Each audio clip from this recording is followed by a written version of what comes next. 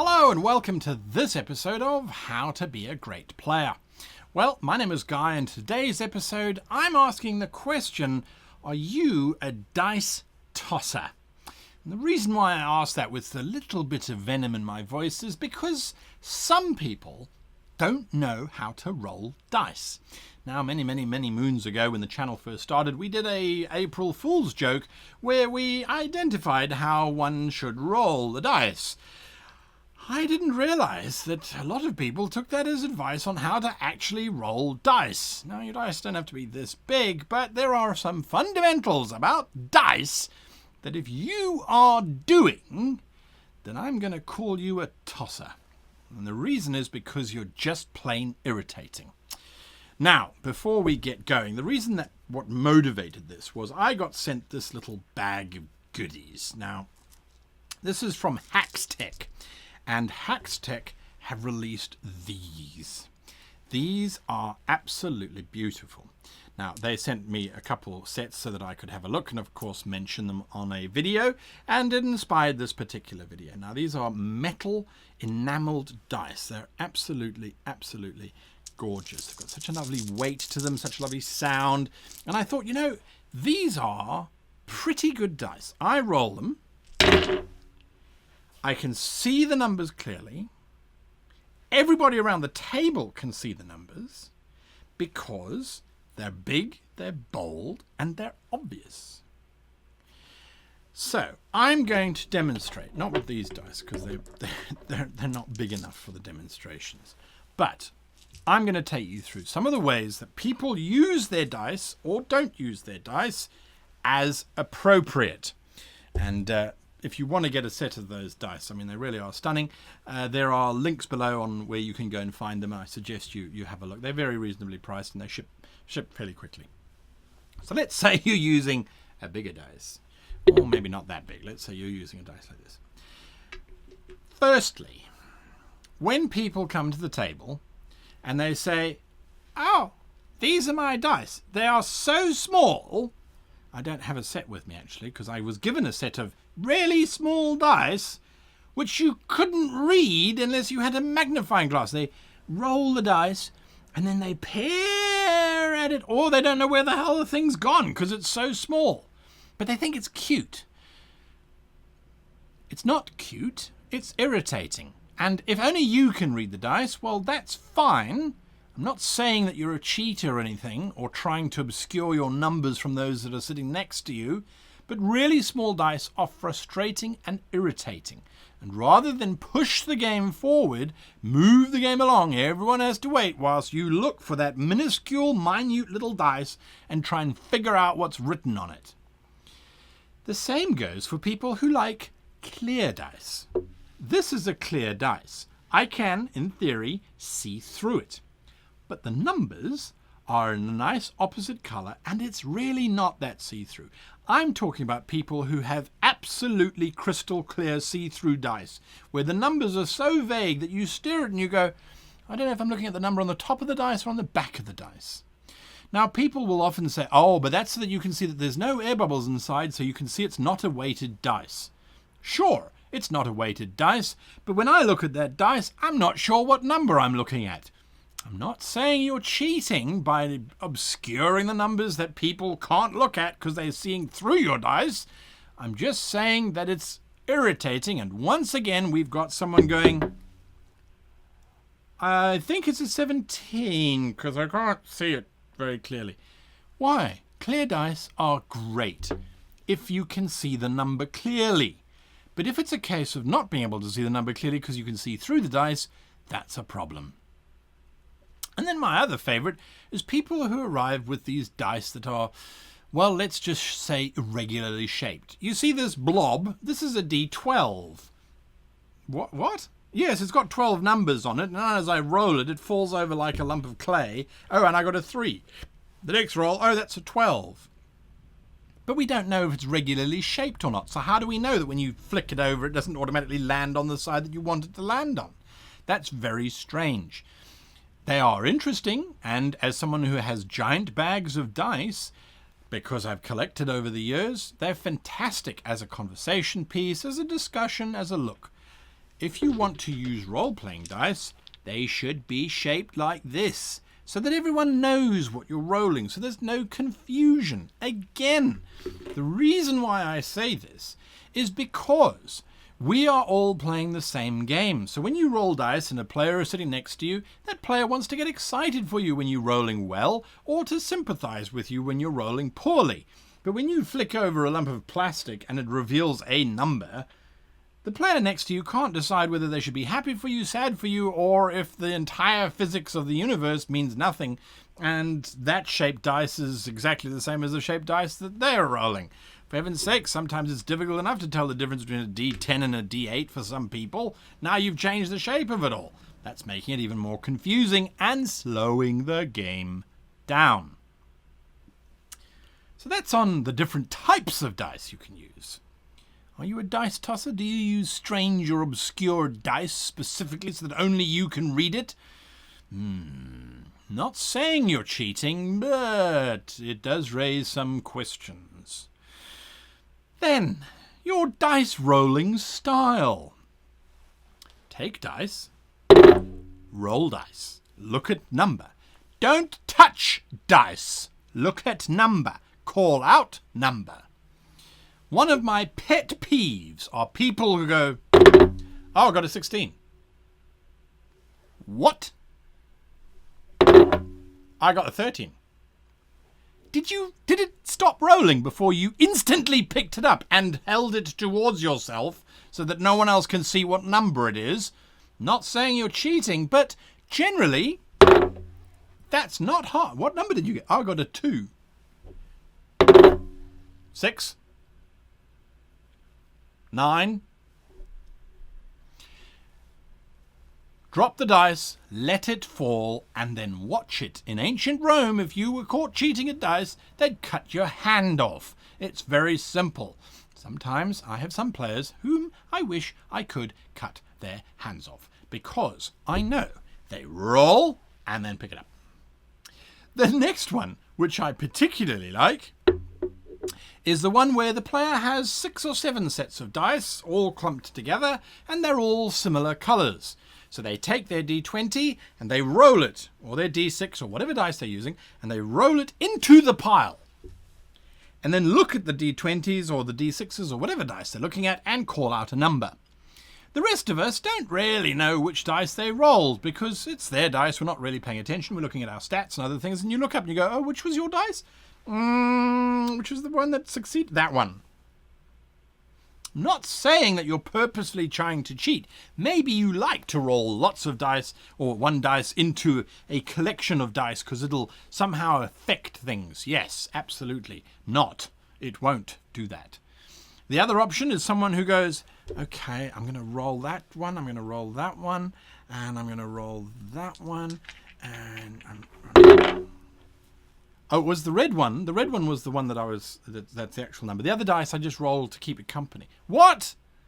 And if you'd picked this one up and said it's this one because it's pretty, and the red one is just for the sound, roll a dice that is called for, not multiple dice. It really won't change anything. Trust me. It really physically won't change anything. Unless they're magnetic. And if it does change something, by the way, if it does change the outcome of your dice rolling, then that is technically cheating. Because you shouldn't alter the outcome of a dice in any shape or form. It should roll, and that's the number that should happen. So if you are able to somehow change the outcome of your dice by rolling multiple dice together, you are technically cheating. Right. Back to people who roll and pick up and drop dice. Other players that I have come across, I particularly enjoy when they take their dice and they purposefully roll it behind something, a mug or under some pages, so that they then have to lift up the page. Oh, it went under the page. It's a 15. On a 12-sided dice? What? Yes, players roll dice under or behind things, purposefully. Or, my personal favourite, it hit the plastic tub, so it doesn't count. Huh? My other favourite, Oh, it rolled off the book and landed on the table and gave me a number. No, it's got to land just on the book, otherwise it doesn't count. Oh, is that a thing? If that's a house rule, fine. But if it's only applicable to one player and every other player just accepts where the dice land, sure. In my own games, I have a rule. If it's on the floor, if you couldn't hit the table in the first place, you can't hit the creature. So if the dice rolls off of the table and lands on the floor, you re-roll the dice. That's a standard house rule. But the fact that it didn't land on your particular piece of blue paper and landed on the table, that just allows you a re-roll when you don't like it, doesn't it? Now, I'm not saying that's cheating, but it certainly sounds like it. We've spoken about the multi-roller, who rolls multiple dice at once and then chooses which one it should be, or is always... Oh, it's always the blue one in 6 different shades of blue? Sure, which one is that exactly? My other favourite is someone who does this. Make a roll, please. Which one of those was your roll? Oh, no, I'm warming the dice up. This is the actual roll. Coming up. I mean to say that this now is the final. No, sorry, wrong dice. I should be using this dice. Yeah. There we go. Oh, yeah, that's better. That's a 9. Don't do it. Just don't do it. Everyone knows that you're cheating. And that is the lowest form of humanity. Do not do that. So multiple rolling or multiple rolls before you actually decide on which one is applicable to the dice, to the call, is not acceptable. Then my other favourite.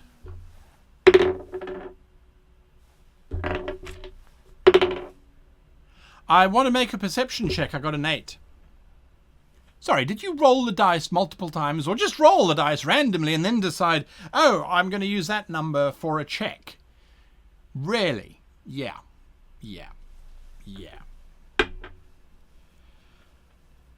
So those are things that really get me irritated. My other favourite one, I don't think I can do it here, is people who build towers of dice during the game, because they're obviously not listening, they're bored, and then they do that, and then they do that, and then they do that, and then they go, oh, my dice tower collapsed. Really? In the middle of a game? That's what we want. That's really what we want. That's what we want. And then there's dice all over the floor. They're everywhere. They've made a mess, and you've completely disrupted the game. I hate those people. Other people, when there's an action happening and the player who's got the action to do says, oh, I need another D6. Can I use a D... You can't use my dice. Only my hands can touch my dice. What? You're superstitious? Really?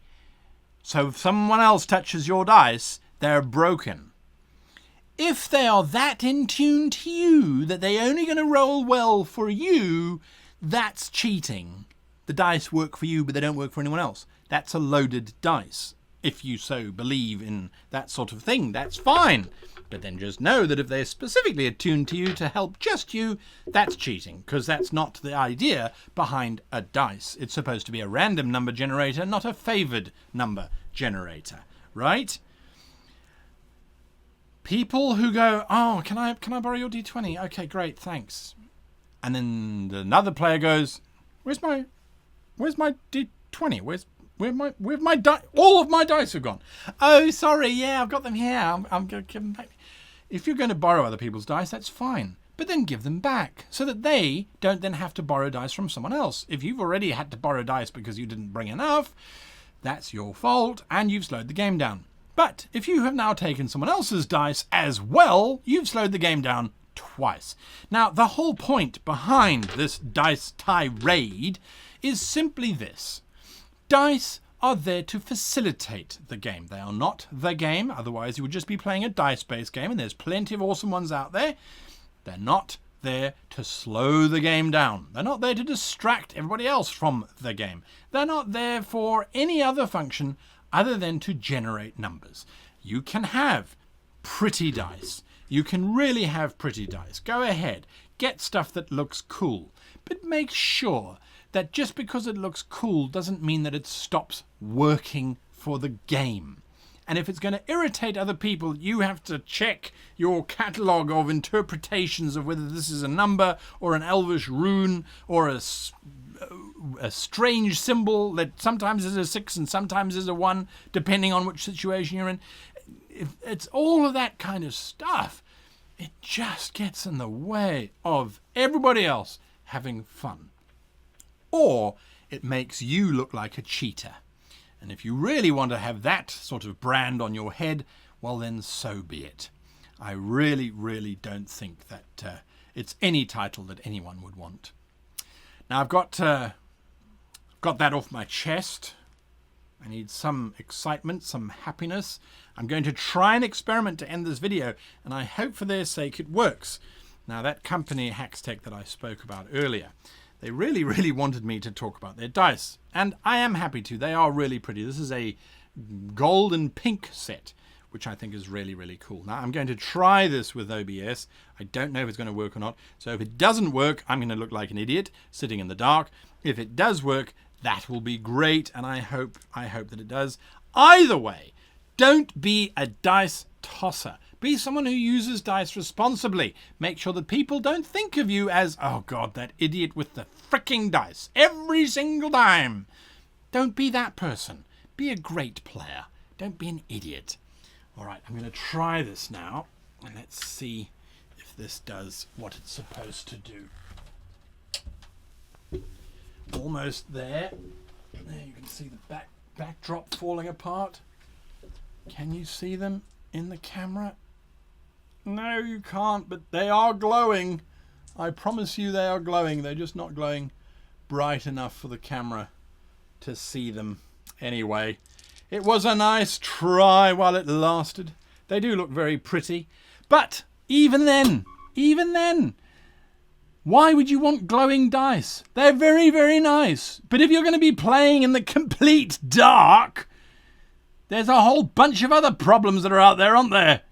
Anyway, until next time, hit that like button, hit the subscribe button, and I really, really wish you could see these glowing, maybe, can you see the glowingness of them? I don't know, they're very pretty. Anyway, until next time, goodbye!